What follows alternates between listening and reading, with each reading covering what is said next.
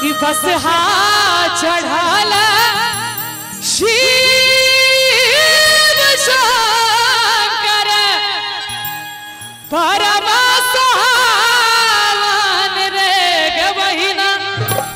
जगन महादेव भूत प्रेत के संगे जाय छथिन बरियाती सैज को तखन ओतुका की दृश्य बनै छै कहै छथिन मैथिलानी सब के बहिना के बहिना के बहिना कमल नयन अभिराम की काम लजावन रे के बहिना कमल नयन अभिराम की काम लजावन रे।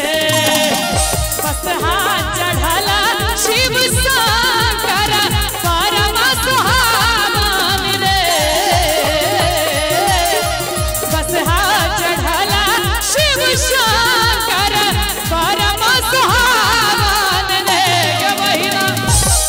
अहाँ सब बुझाइया थाकि गेलियै कि महादेव के भक्त पर नहीं थकै छथिन।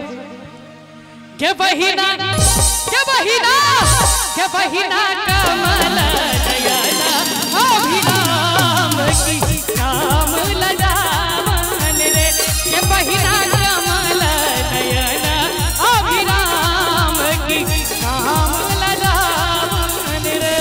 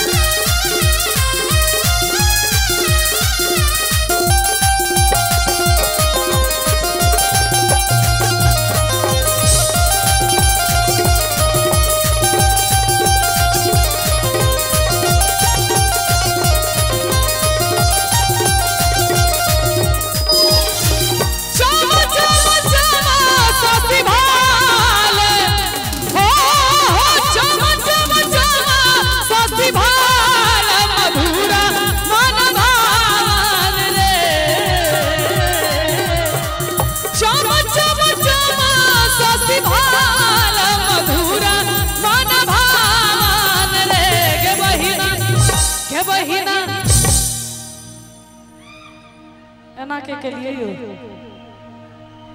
एक बेर जे एना चिचियाई छिए हमरा डर भ जाइए।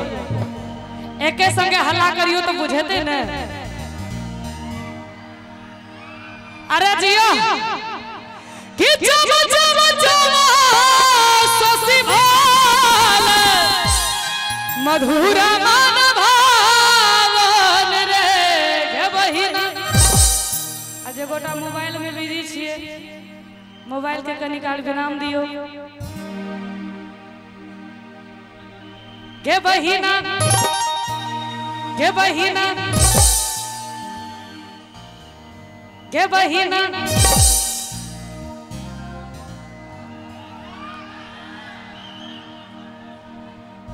जागल छिए अपने। के बहिना एक बार सर लताली बजा दियो सब गोटे। देखियो धो देलखिन मोबाइल। ई होय छै गीतक प्रभाव। के बहिना के बहिना के बहिना डमरू रुचिरा कर शोभित सुख सारी सावर रे। के बहिना डमरू रुचिरा कर शोभित सुख सारी सावन रे। टीम टीम डमरू बजावे हो रामा शिव रंग रसिया। टीम टीम डमरू बजावे हो रामा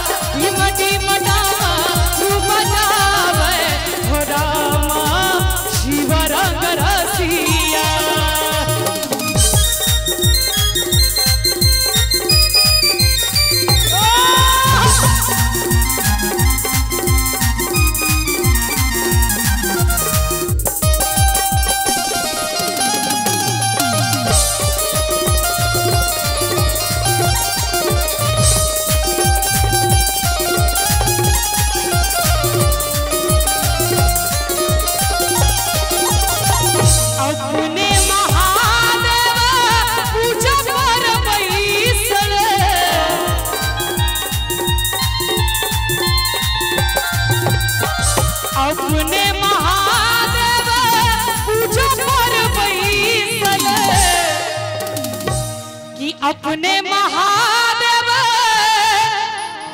अरे पूजा पर बैसल लेकिन गौरी सटाल